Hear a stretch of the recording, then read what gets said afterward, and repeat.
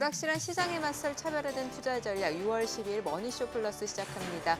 오늘 국내 증시 보합권에서 출발했었는데 오늘 마감 상황 확인해 보니까 양시장 소폭 상승으로 마무리가 됐습니다.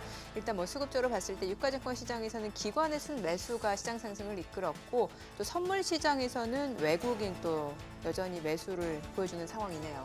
네, 특히 엔비디아가 젠슨 왕이 다시 프랑스 파리에서 열리는 GTC 네. 컨퍼런스에서 양자 컴퓨터 얘기를 또 했잖아요. 지금 그래서 변곡점이 곧 온다. 예. 네, 원래 안 온다고 그랬는데 30년 있다 온다 그랬는데 네. 네, 근데 갑자기 온다 그래가지고 양자 컴퓨터 미국에서도 주식 네. 많이 오른 것 같아요. 아이온큐는 아니지만 그리고 우리나라도 양자 컴퓨터 관련 주식들이 급등하는 것 같습니다. 네, 이 가운데 이제 미중 간의 무역 협상과 관련해서는 어제도 전해드렸다시피 이제 큰 틀에서 합의를 이뤄냈다.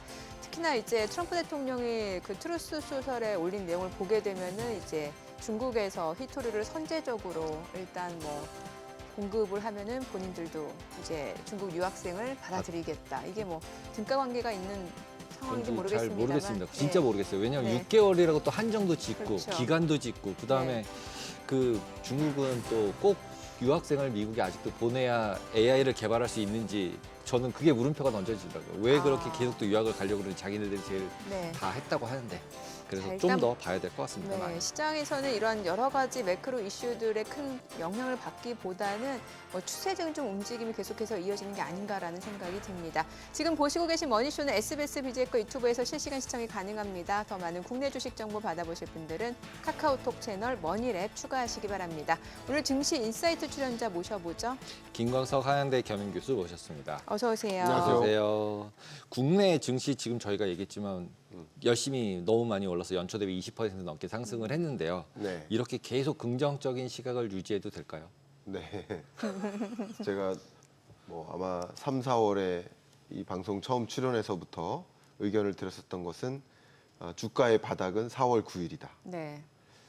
왜 그러냐? 바로 미중 무역 전쟁에 대한 공포감. 그러니까 관세 전쟁에 대한 공포감 때문에 4월 9일이 조정이 많이 됐었던 것이지 관세 전쟁 때문이 아닌 거죠. 공포감 때문인 거죠.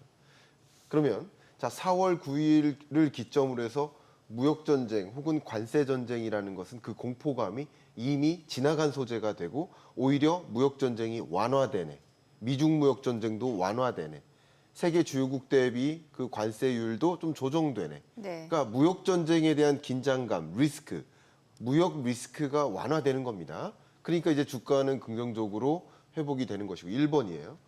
2번을 말씀드린다면 불확실성의 제거죠. 국내. 네. 그러니까 우리 한국의 불확실성하면 정치적 불확실성인데 이 탄핵 정국 동안에 불확실성이 높아서 외국인들이 절대 한국 시장에는 들어가면 안 된다. 이렇게 의사결정을 해왔어요. 근데 어쨌든 됐잖아요. 이게 누가 됐느냐가 중요하기보다는 네. 시청자마다 의견이 다를 수 있지만 누가 됐느냐가 중요하기보다는 누군가 된 것이 중요한 겁니다. 그렇죠. 이게 불확실성의 제거예요. 네. 그래서 외국인 투자자 입장에서는 이제 됐고 그 해당 정부가 구성이 되어가고 있으니 그 해당 정부가 밀고 있는 산업 섹터로 투자를 이끌어야 되겠구나 하면서 투자 자금이 한국으로 많이 쏠리는 거죠. 그러니까 바이코리아가 이어지는 거죠. 그러니까 불확실성의 제거라고 볼 수 있겠습니다. 그게 두 번째라고 볼 수 있고요. 세 번째, 좀 강조하고 싶은 것은 경기입니다. 이 경기가 2023년도 어렵고 4년도 어렵고 올해 25년도 어렵고 26년도 어렵습니다. 제가 경기가 좋다라는 말씀을 드리는 게 아니에요. 네. 우리가 체감하는 경제나 실물 경기, 자산시장 말고요. 자본시장 말고요. 실물 경기는 계속 어렵습니다. 계속 어렵지만 그중에서도 언제가 가장 어려울까를 논한다면 25년 1, 2분기입니다. 그러니까 극단적으로 어려웠던 25년 1분기와 2분기를 지나가고 경기가 그래도 그거보다는 바닥을 찍고 회복되지 않겠는가 하는 기대감이 역시 주식시장에 반영되는 거라고 볼 수 있겠습니다. 이게 세 번째고요. 마지막 네 번째는 유동성입니다. 유동성을 정리한다면 이렇습니다. 한국은행도 추가 금리 인하를 단행할 필요성을 느끼고 있습니다. 네. 극단적인 그 배경을 말씀드린다면 우리나라 물가 상승률 전망치, 그러니까 제 전망이 중요한 게 아니라 이것은 한국은행의 전망이 중요한데 한국은행의 물가 상승률 전망치가 25년 하반기, 26년 상반기, 하반기 연속으로 2% 목표치를 밑돌아요. 네. 그 얘기는 금리 인하가 필요하다라는 한국은행 통화정책 위원들의 공통된 생각이 반영된 네. 전망이라고 볼 수 있겠습니다. 해석을 해보자면. 그러니까 추가 금리 인하가 있어요. 이건 유동성이죠. 그리고 미국도 추가 금리 인하를 단행할 가능성이 높아집니다. 왜? 관세 전쟁 때문에 금리 인하를 미뤘는데 네. 관세 전쟁이라는 불확실성이 해소되니 이제 금리 인하를 단행할 수 있는 여건이 점차 마련됩니다. 그러니까 세계적으로 추가 금리 인하가 있어요. 그리고 한국 경제는 유독 추경 편성이다. 이재명 정부의 확장적 재정 정책 편성이다. 이것들이 결국 재정 정책이든 통화 정책이든 유동성 공급이라는 역할을 합니다. 그러니까 이런 것들이 결과적으로 주식시장에 영향을 미치는 것이라고 저는 해석을 하고 있고, 그럼 이 네 가지 요소가 하반기에도 지속적으로 작용할 거라고 보고 있는 요소인 그래요? 거죠. 그런 면에서 저는 긍정적으로 이 시장을 판단하고 있습니다. 아니 오늘 제가 앞서 오프닝에서 말씀했던 수급 상황 보니까 지금 마감 딱 정확히 집계된 걸로 보니까 오히려 외국인이 지금 현선물 다 샀어요. 네. 그러니까 외국인이 현물 시장, 유가증권 시장에서 4천억 원 넘게 매수 보여줬고 선물 시장에서도 지금 보니까 5거래일 만에 다시 이제 4천 개 가까이 순매수를 보여줬는데 외국인이 우리나라 증시를 매력적으로 보는 이유는 뭐라고 봐야 돼요? 자, 우리나라 증시를 매력적으로 보기보다는 예. 매력적이지 않다고 생각했던 감정이 빠진 거죠. 그럼 기저 효과예요? 그렇죠. 어. 앞에 말씀드렸던 것처럼 탄핵 정국 기간 동안에는 절대 한국엔 주식 투자하면 안 돼라고 하면서 극단적으로 자금이 빠졌던 겁니다. 빠졌다가 이제 뭔가 결과가 나왔네. 그러면 이재명 대통령의 정책 드라이브대로 그 네. 방향대로 투자 의사결정을 단행하면 되겠네. 그러니까 정치적 불확실성이 급격히 해소되는 과정이라고 볼 수 있겠죠. 그러니까 한국 경제가 굉장히 매력적이다라기보다는 네. 극단적으로 매력이 없었던 영역들이 해소되는 것이다라고 저는 해석을 하고 있습니다. 예. 근데 상대적으로 보면 남미 쪽이나 이머징 마켓들 쪽 주식들이 전반적으로 우리나라랑 계속 비슷하게 움직이잖아요. 네. 그렇게 보면은 어떻게 보면 글로벌 자금이 꼭 우리나라를 좋게 봐서 들어오는 게 아니라 네. 그냥 남미랑 이런 이머징 마켓 국가를 이제 비중을 높이는 과정에서 우리나라도 들어오고 있다. 이렇게 네. 해석할 수는 없나요? 너무 좋은 포인트고요.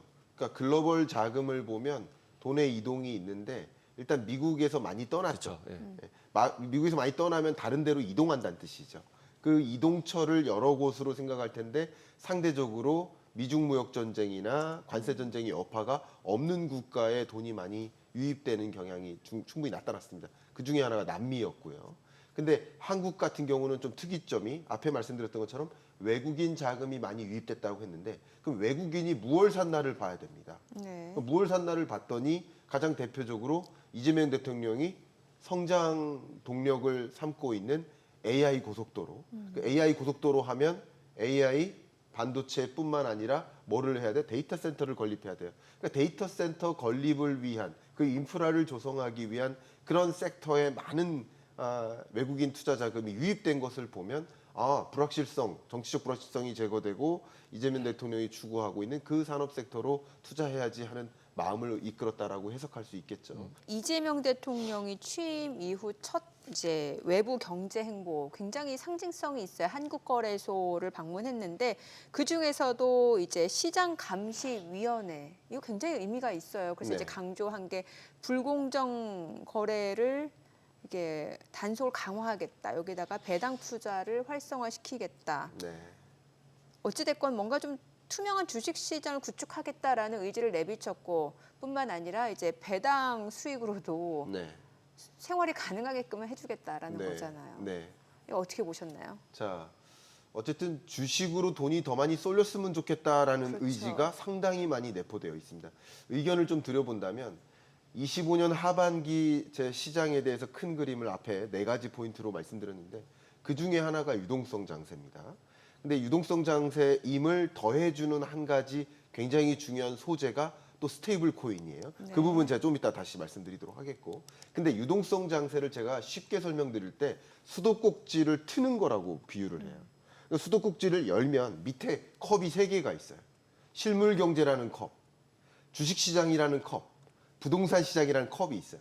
그러면 이 수도꼭지를 틀면 물이 콸콸콸 내려오면 한 컵에만 쏟아질까요? 3컵에 고루 쏟아질까요? 고루 쏟아지는 겁니다. 그러니까 우리가 흔히 실물 경제의 경기 부양을 위해서 유동성 공급 장치를 도입했는데 원하지 않는 건 가장 원하지 않는 건 뭐예요? 유동성이 부동산 시장으로도 돈이 쏠리는 거예요. 그걸 일종의 부작용이라고 보는 거예요. 근데 이 부작용을 그냥 막을 수는 없어요. 근데 그나마 막을 수 있는 여러 가지 장치가 주식 시장으로 모는 거죠. 인센티브 제도인 거예요.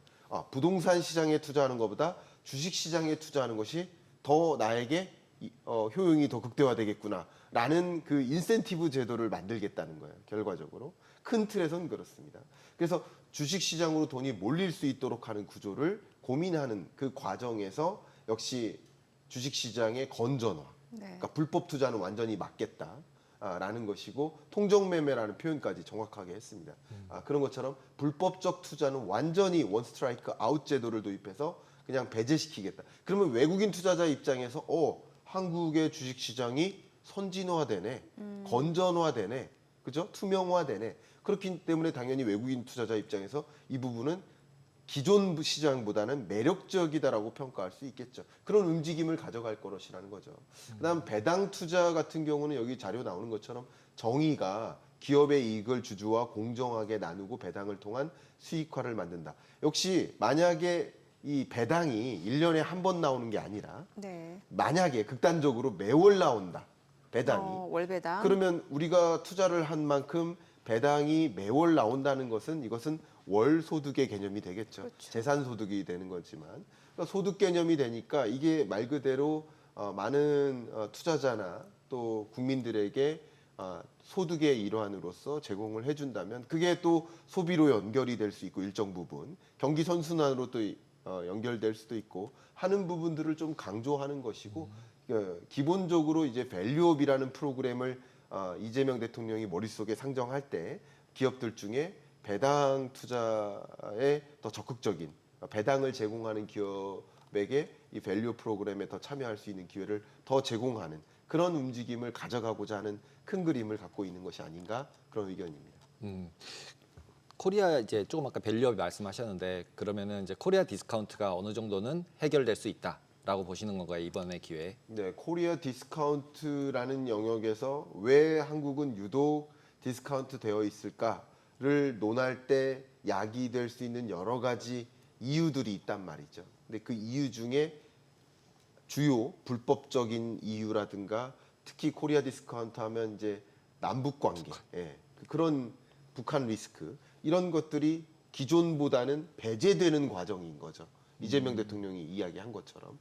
그렇기 때문에 이것은 뭐 코리아 디스카운트가 사라졌다라기보다는 상당 부분 그 부정적인 것들이 지금 테이크아웃 됐다, 배제됐다 이렇게 표현해 보겠습니다. 확성기도 끄고 그랬으니까 좀 이제 북한이랑은 좀 화해할 무드도 좀 있다 이렇게 보시나요? 뭐 어떤 정당이 더 좋고 보수 정책이 좋고 진보 정책이 좋고를 제가 이 자리에서 논하는 건 아니지만 대북 정책이라는 관점에서 북한과의 관계가 조금 더 친숙해지거나 긴장감 갖거나 이 두 가지 양상을 본다면 역대 정부가 그 정책 기조도 그렇지만 대북 정책이 좀 친숙한 관계를 유지하자라는 것이 진보 정부의 방향성이기 때문에 기존 정부보다는 조금 더 긴장감이 완화되는 흐름으로 가지 않을까라고 이렇게 조심스럽게 제가 전망 의견 드리고요.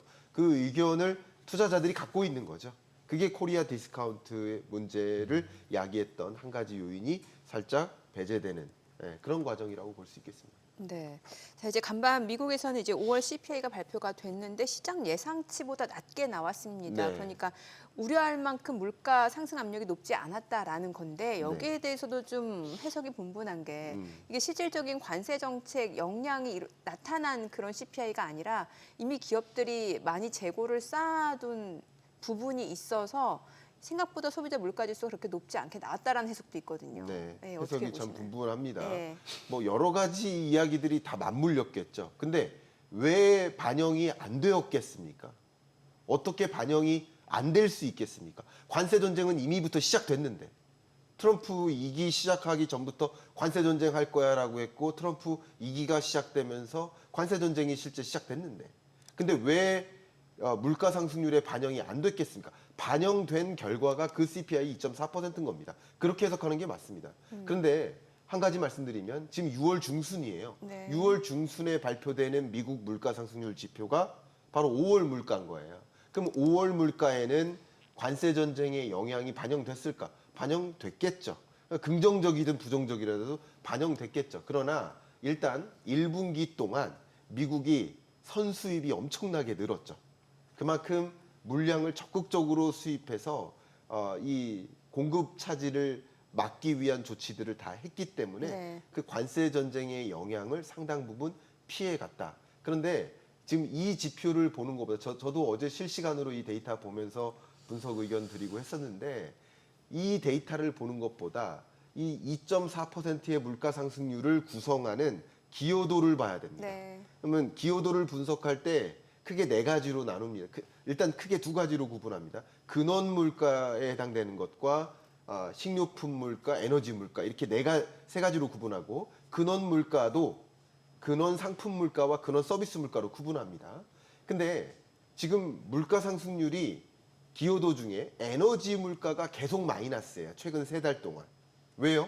제가 사실 저는 한 몇 개월 전부터 관세 전쟁에도 불구하고 물가 상승세가 강하게 나타나지 않을 수 있다. 네. 왜냐하면 세계 경제가 얼어붙잖아요. 세계 기업들이 공장 가동을 줄이잖아요. 설비 투자를 위축시키잖아요. 그럼 글로벌리 원유 수요, 원자재 수요가 줍니다. 그래서 구리 가격 떨어지고 철 가격, 알루미늄 가격 떨어지고 원유 가격 떨어집니다. 그러니까 수요 자체가 둔화된다는 그렇죠. 거예요. 왜 그 부분은 생각하지 않느냐. 관세가 반영된 미국 물가는 일부분 자극되는 효과도 있지만 에너지 가격, 원자재 가격이 전반적으로 글로벌리 하락합니다. 실제 그게 작용했어요. 기여도로 보면. 네. 그리고 근원 서비스 물가는 그대로 2.2%포인트를 유지합니다. 이것은 근원 서비스 물가에는 관세 전쟁 영향이 거의 반영 안 돼요. 근데 근원 상품 물가는 반영이 됩니다. 네. 근원 상품 물가 상승률은 조금 올라갔어요. 0.2, 3, 이 정도밖에 안 됩니다. 그러니까 관세 전쟁의 영향으로 미칠 여러 가지 부분을 생각해 보면 근원 상품 물가를 자극할 수는 있지만 에너지 물가나 관세 전쟁이 격화되면 격화될수록 원자재 가격은 더 하락하기 때문에 그렇기 때문에 오히려 물가를 자극하지 않을 수 있다. 이게 관세 영향인 거죠. 오늘 내용 잘 들었습니다. 고맙습니다. 네, 감사합니다.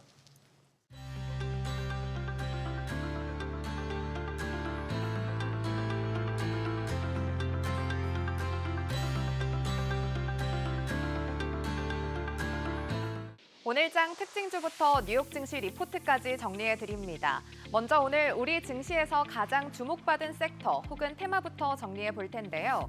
체코 원전 수주와 정부의 에너지 정책에 이어 한국 수력 원자력이 태국 전력청과 미국의 원전 기업 오클로와 MOU를 체결하면서 원전 관련주들이 주가의 탄력을 받았습니다. 먼저 한전기술은 장중 상한가를 기록했는데요. 오늘 25% 넘게 오르면서 89,700원의 종가 형성했습니다. 한전 KPS도 오늘 두 자릿수 상승했습니다. 13% 상승했고요. 두산 에너빌리티는 오늘 52주 신고가 경신했습니다. 6% 상승하면서 54,600원에 마무리했습니다. 또 현대건설도 원전 시공 수주 기대감에 힘입어 올라줬습니다. 5% 상승하며 마무리했습니다. 남북 경제협력 관련주도 오늘 강세를 보였습니다. 우리 군의 대북 확성기 방송이 중지되고 북한의 대남 소음 방송도 멈췄다는 소식에 영향을 받은 건데요. 먼저 과거 개성공단 입주사인 좋은 사람들과 인디애프가 오늘 크게 올랐습니다. 각각 7%, 12% 상승하며 마무리해줬고요. 아난티도 과거 금강산 리조트 사업을 추진한 이력이 있어서 남북 경협주로 꼽히고 있는데요. 오늘 26% 넘게 뛰었습니다. 9,870원에 종가 형성했습니다. 이외에도 조비와 일신석재 등 관련주들이 일제히 빨간불 켜며 마무리했습니다. 이어서 뉴욕 증시 종목에 대한 투자 의견 정리해드리겠습니다. 간밤 조정을 받은 뉴욕 증시에서도 상승 흐름을 보인 기업들로 가져와 봤는데요.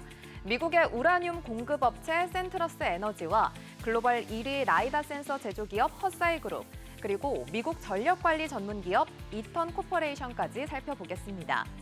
첫 번째 종목은 우라늄 공급업체 센트러스 에너지입니다. 센트러스 에너지는 정책 모멘텀과 실적, 그리고 수급의 트리플 합공으로 8% 이상 급등했습니다. 종가 158달러 선으로 마무리됐고요. 목표 주가는 149달러 선이었는데 하루 만에 이 목표 주가를 뛰어넘었습니다. 센트러스 에너지는 유일하게 미국 기반의 전홍축 우라늄과 고수준 전홍축 우라늄, 헤일루에 대한 미국 원자력 규제위원회의 라이선스를 보유한 기업입니다. 1분기 매출액은 전년 동기 대비 67% 증가, 영업이익은 2,100만 달러를 기록하면서 흑자 전환했습니다.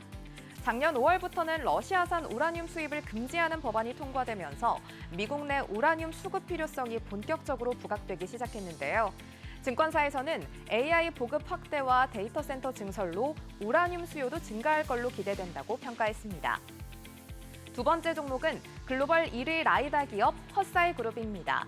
미중 갈등 완화 가능성에 대한 기대감이 반영된 건지 간밤 주가는 6% 넘게 올랐습니다. 종가는 20달러 선으로 마무리됐고요. 목표 주가는 24달러 선으로 제시됐습니다.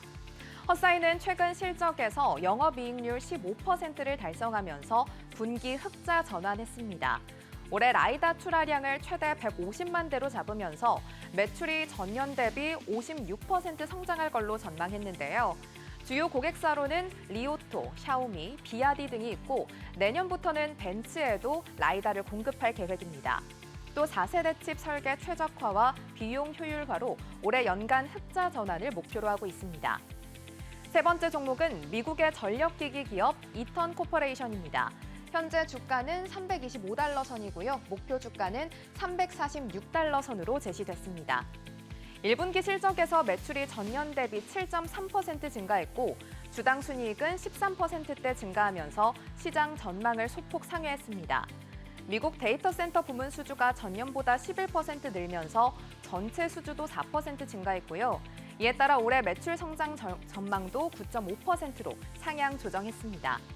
최근에는 데이터 센터 장비의 모듈화 시스템을 제공하는 파이버본드를 인수해 역량을 한층 강화했는데요. 증권사에서는 전력기기 수요 증가와 방산 부문의 성장세도 긍정적인 모멘텀이 될 거라고 평가했습니다. 오늘은 이렇게 세 가지 종목에 대한 국내 증권사들의 분석 살펴봤습니다. 오늘 밤 뉴욕 증시 투자 전략 세우는데 참고해 보시기 바랍니다. 지금까지 종목 리포트였습니다.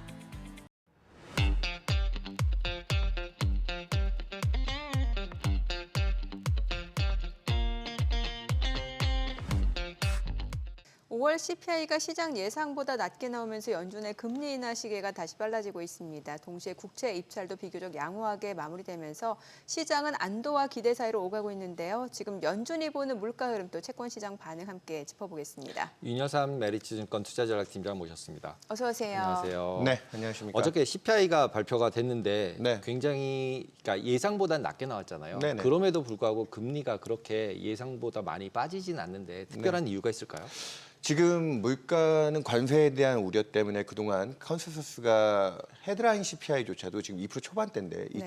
전년 대비 2.3, 2.4 정도 수준으로 낮은 편인데 뭐 3%를 넘어갈 거다 이런 걱정들을 했는데요.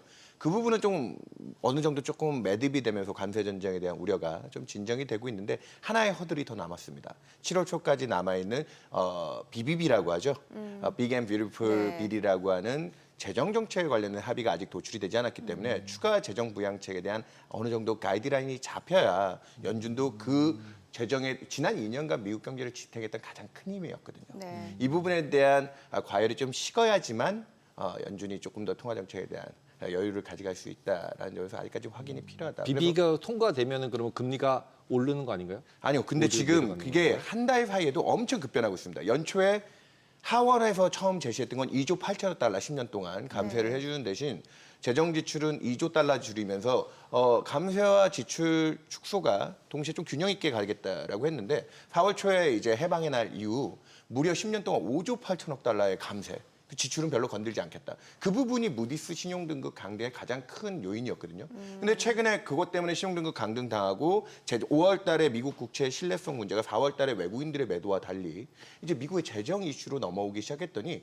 그게 다시 최근하는 10년 동안 감세를 2조 달러대로 다시 축소해야 된다. 기존 하원 안으로. 네. 그래서 그게 앞으로 한 달 동안 제일 중요한 이슈일 겁니다. 그 부분의 균형을 잡아야 어느 정도 지금 관세에 따르는 물가 우려들을 덜어낸 연준의 통화 정책이 재정에 대한 균형적인 재정에 대한 안전성을 확보하면서 하반기는 재정이 아니라 통화 정책에 대한 통화 정책의 시간으로 다시 바뀔 수 있는 여지가 있다. 저는 그게 제일 중요한 앞으로 한 달 동안 제일 관전 포인트입니다. 아, 그러면 기본적으로 우리가 맨날 관세만 보고서 이제 뭐 금리 인하한다 한다 뭐 이런 걸 생각을 했는데 그 부분 대부분 다 반영됐고 BBB가 통과되느냐 안 통과되느냐 그 통과하면서도 이제 금액을 얼마나 줄이느냐가 금리 인하의 가장 중요한 포인트겠네요. 제가 지난 4월 2일부터 줄곧 떠들었던 게 있습니다. 그러니까 그 전부터 떠들었는데요.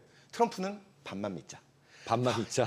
트럼프 해방에 날 때 실효 관세율을 20%대에 제시했는데 베스트 재무장관도 그게 합리적인 수준이 아니다라고 얘기를 했고 최근에 합의점이 상호 관세율은 거의 제거하면서 보편 관세 10%대 중반을 넘지 않는 수준.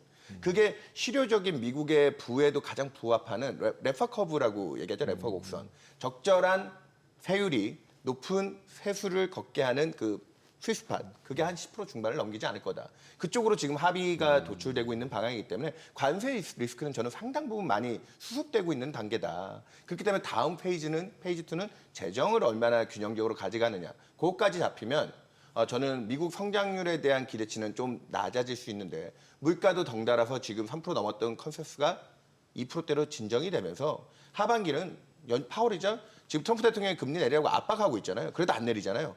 아니요, 내리지 말라고 해도 내릴 겁니다. 오히려 어느 정도 경기와 물가에 대한 균형을 찾는 게 미국 재정 정책의 균형에 달려 있다. 저는 그렇게 얘기 드리고 있습니다. 네. 간밤도 지금 보니까 뭐 10년물, 3년물 지금 국채 경매 상황은 어땠나요? 입찰이 비교적 양호하게 되고 예, 있는 예. 거예요. 이게 재정에 대한 신뢰성이 만약에 흔들리고 미국 부채가 계속 늘어나는 레이달리오 같은 사람이 미국 정부 부채에 대해서 아주 재밌는 표현을 했거든요. 지금 부채 고도 비만에 빠져서 심근경색 직전이다. 그가 최근에 쓴 저서 제목이 네. How Countries Go Broke. 우리말로 하면 국가가 어떻게 맛이 가는가. 이렇게 책을 쓰고 있는데 그 부분이 지금 설득이 되면서 어느 정도 부채 관리가 된다고 믿으니까 응찰률이라고 하는 게 미국 국채를 100을 찍겠다면 네네. 어느 정도 돈이 들어왔냐. 예. 전일 밤에 10년 국채 응찰률 대략 2.6배, 네. 260%. 그러니까 그거는 한 최근 6개월 동안 평균 수준에 부합하는 정도거든요. 그러니까 어느 정도 양호한 수준의 입찰 수요가 붙었다라는 거고요. 그러네요. 거기다 특히나 간접 입찰률, 외국인들이 주로 들어오는 네. 비중이 70%를 넘겼습니다. 어. 그게 한참 안 좋을 때는 50%대까지 떨어지기도 했는데 네네. 70% 정도 수준도 평균을 회복하는.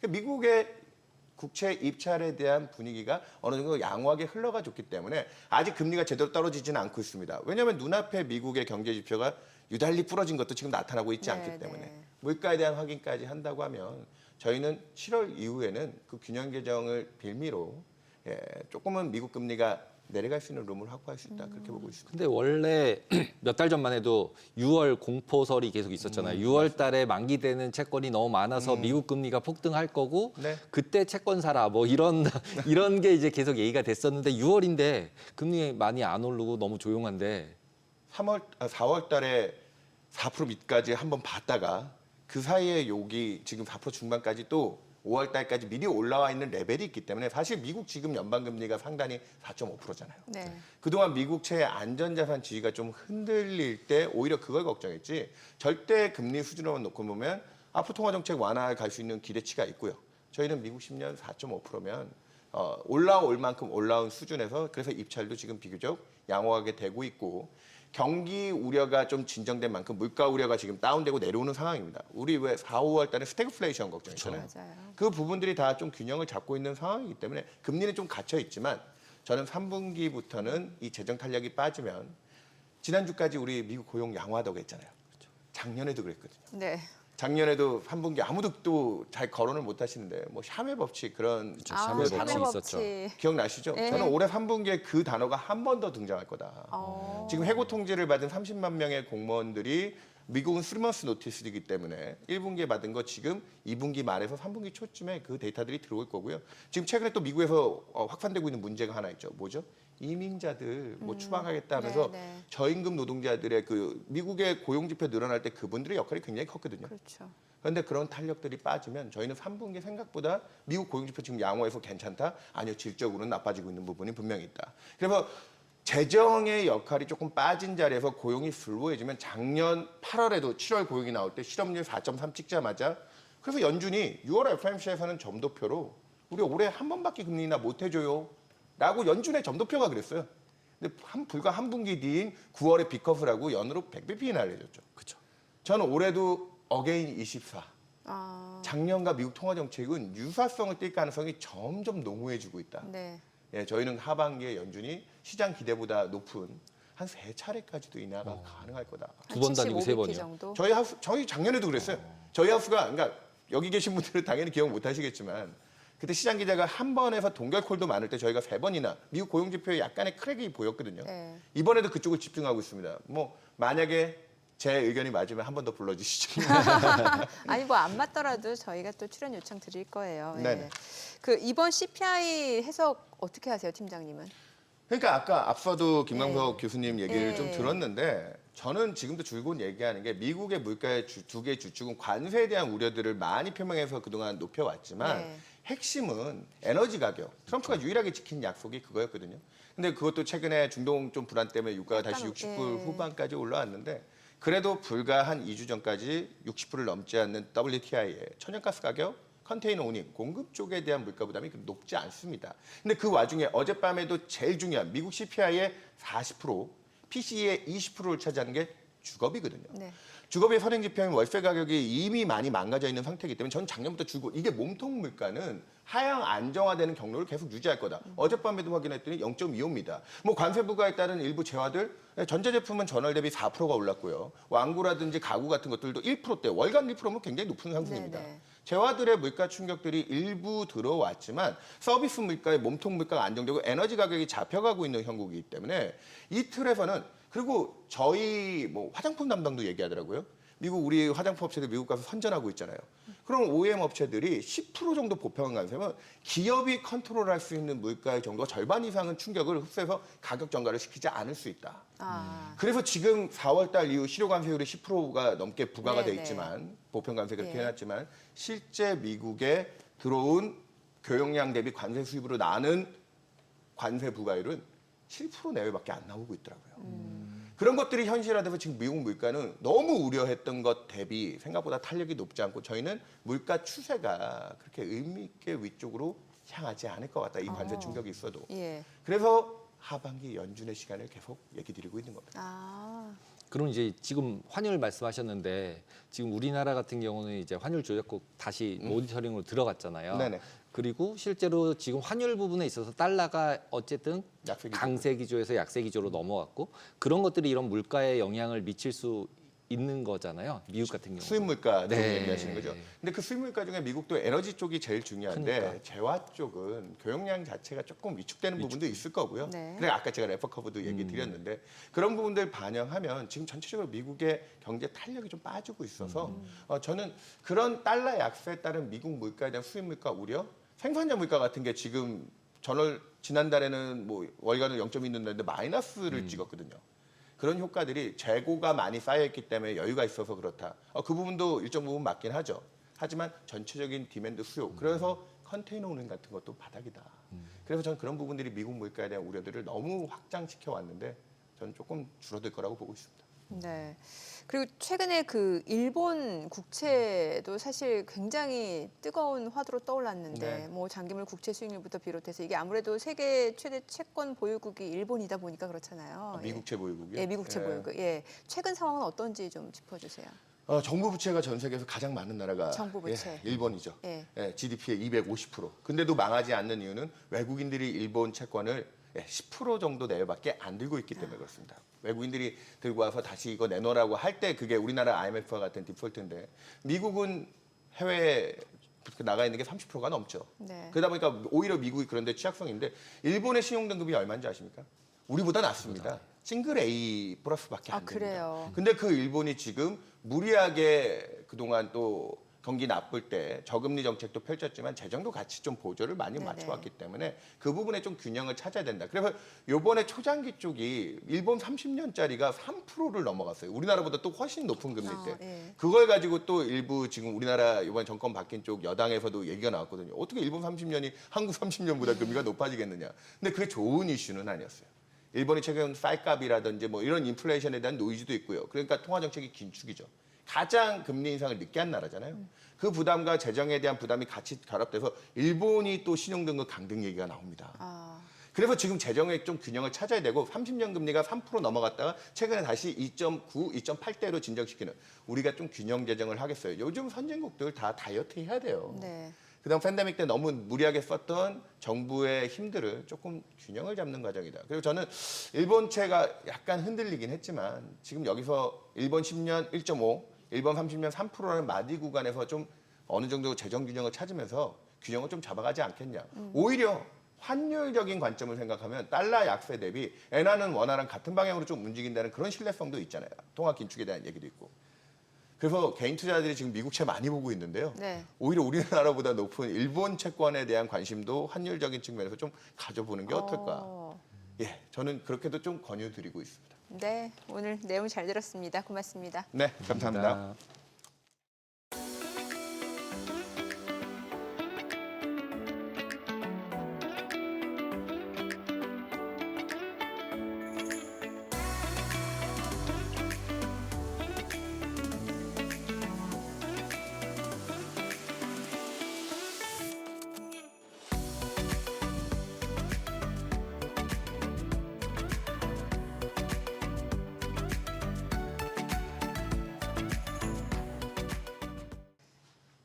중국의 한한령 해제 기대감에 K컬처를 구성하는 미디어, 콘텐츠, 엔터 관련주들이 국내 주식시장에서 상승세를 보이기도 했는데요. 앞으로는 각자 차별화된 전략으로 글로벌 시장 공략에 나선다고 합니다. 각 산업별로 어떤 전략을 내세웠는지 또 어떤 투자 아이디어가 있을지 알아보겠습니다.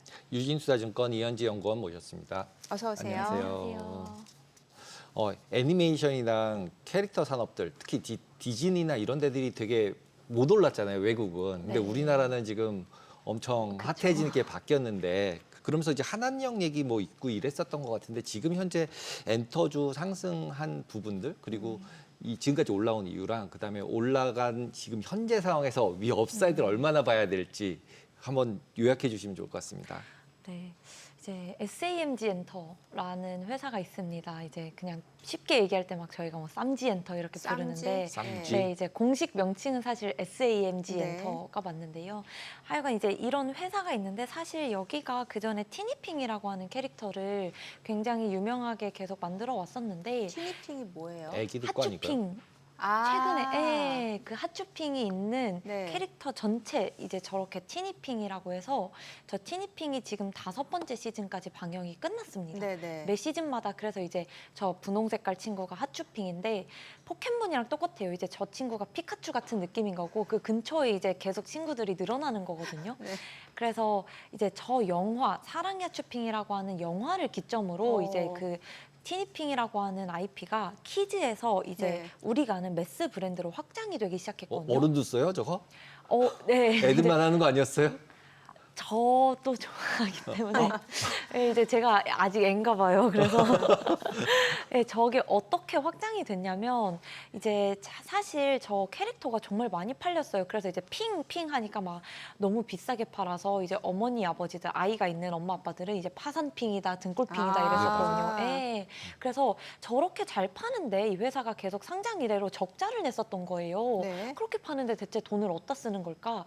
그래서 그동안은 이제 많이 팔리는 거 대비 너무 주가가 움직임이 없었다가 정확히 이제 작년 4분기 실적이 올해 2월에 나왔는데 처음으로 상장 이래 흑자가 나온 거죠. 근데 흑자인데도 90억 너무 많은 숫자가 잘 나온 거예요. 그러면서 이제 관심도가 높아지면서 이제 10,000원 언저리였던 주식이 지금 오늘만 하더라도 거의 지금 7배 이상이 올라 있는 상황이거든요.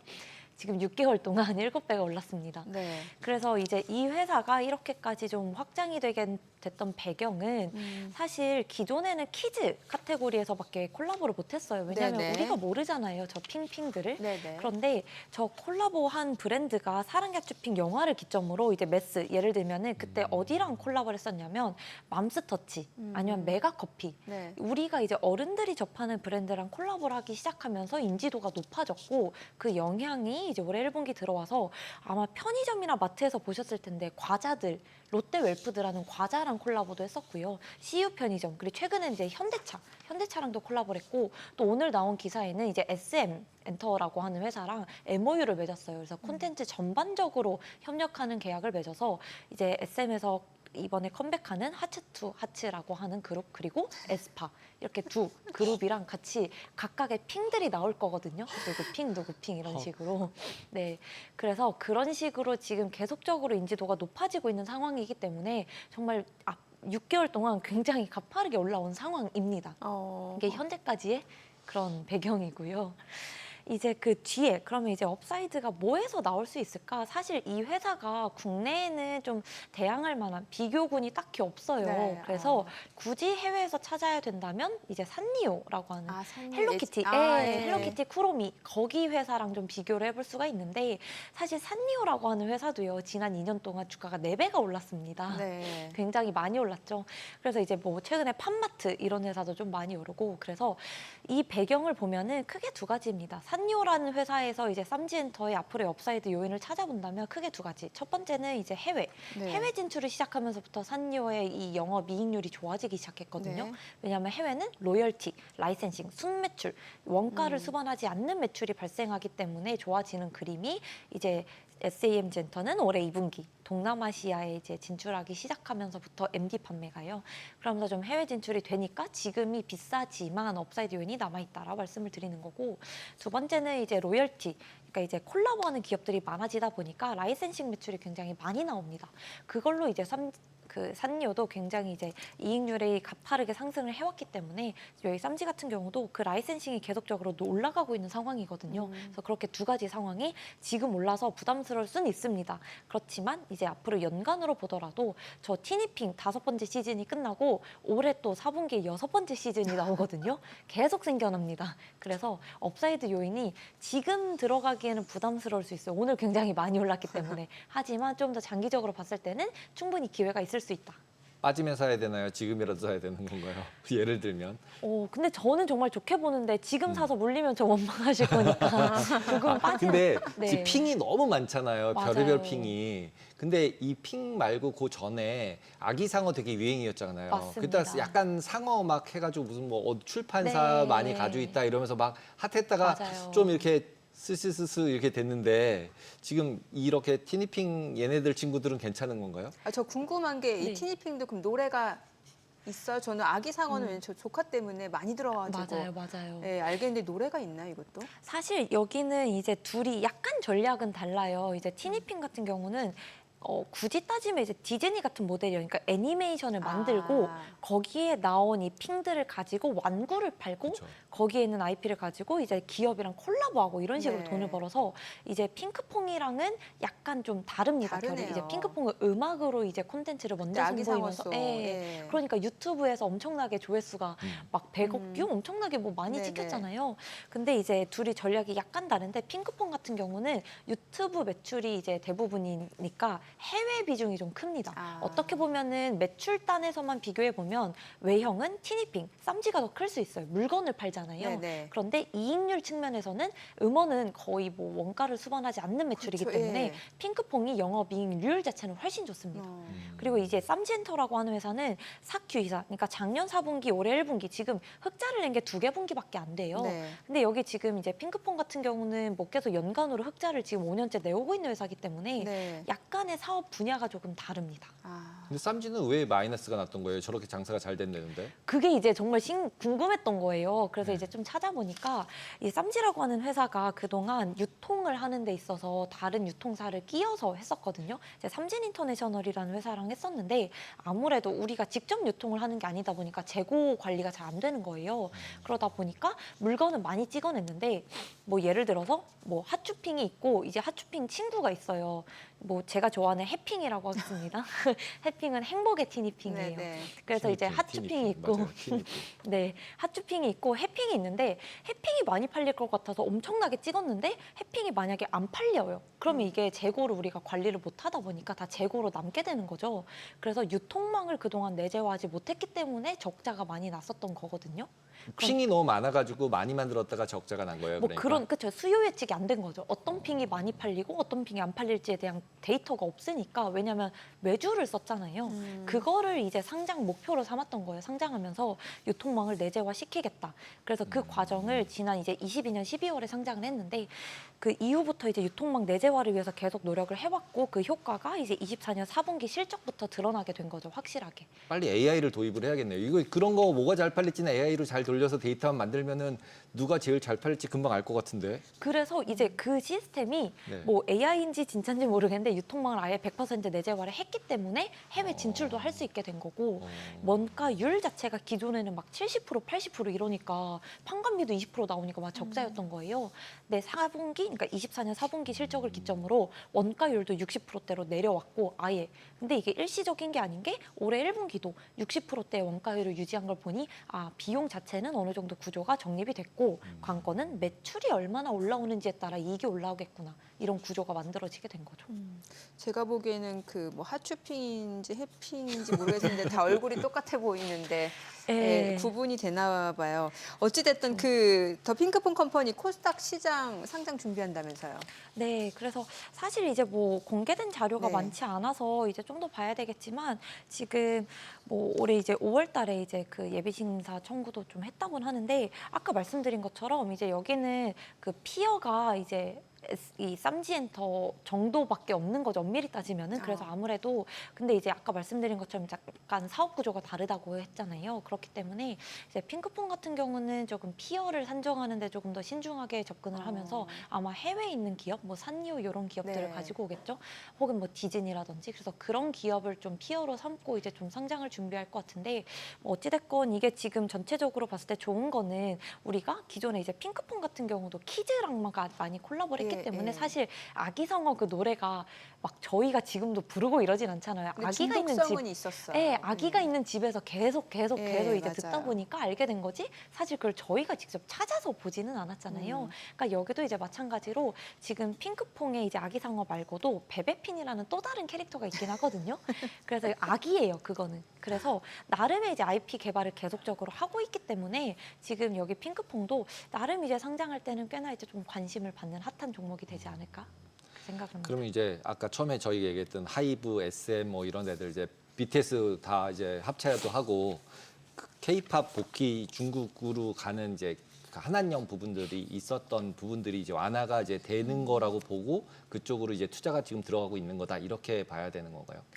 최근에는 사실 중국 영향이 제일 컸던 거라고 보는 게 좀 맞는 것 같습니다. 네. 왜냐하면 이제 사실 중국이라는 시장 자체가 다 기대감의 영역이잖아요. 언제 열릴지 모르고 그렇죠. 그리고 중국은 되게 어려운 게 한다고 했는데 어느 날 갑자기 취소가 된다거나 맞아요. 연기가 되기도 해요. 예. 최근에 이제 이펙스라고 하는 그 그룹이 있었거든요. 보이그룹. 전원 한국인으로 이루어진 이제 C9이라는 소속사의 그룹인데 중국에서 이제 푸저우 지방에서 공연을 한다라고 해서 기대감이 엄청 높았거든요. 전원 한국인이 중국에서 혼자만의 공연, 어떤 페스티벌에 들어간 게 아니라 자기들의 월드 투어 중 하루를 이제 푸저우에서 한다. 근데 갑자기 좀 연기가 됐거든요. 이유 없이 현지 네. 사정이다. 그러다 보니까 이제 최근에는 중국이라고 하는 테마 자체가 이 엔터 그리고 미디어 이 산업에 좀 모멘텀이 된 거는 좀 맞다라고 보고 있고요. 그러면 중국이 지금 완전히 열렸냐? 사실 그것도 아니에요. 알 수가 없어요. 근데 우리가 계속 중국을 기대감으로 보는 이유는 언제 열릴지 모르겠는데 중국의 이제 뭐 하이난이라든지 이런 좀 경제 약간 문화를 개방하려고 하는 이런 지역에서는 대형 콘서트를 유치하게 될 경우에 이제 지자체에서 보조금을 준다거나 이런 식으로 내수 경기를 살리려고 하는 움직임들이 있거든요. 어쨌든 중국에서는 이제 국경을 공연 쪽으로 개방하려고 하는 니즈는 있고 최근에 텐센트 같은 경우도 이제 SM의 지분을 하이브가 가지고 있는 SM 지분을 이제 9.7% 확보를 하게 되면서 SM의 3대 주주로 올라서기도 했고요. 그리고 텐센트 뮤직 같은 경우에 이제 작년 4분기랑 올해 1분기 각자의 실적 발표 그 컨퍼런스 내용을 보시면은 작년 4분기 때는 이제 SM 엔터랑 카카오 엔터랑 음원 유통 계약을 재계약을 맺었다라고 공식적으로 언급을 했고 올해 1분기 때는 이제 스타쉽이랑 이제 YG 엔터랑 파트너십을 좀 더 공고히 확대하겠다라고 공식적으로 언급을 해놨기 때문에 중국이 한국 기업들에 대한 관심이 사라진 건 아니에요. 그렇기 네. 때문에 좀 기대해 볼 만한 신호탄이 된다. 이렇게 봅니다. 네, 오늘 내용 여기까지 듣겠습니다. 잘 들었습니다. 고맙습니다.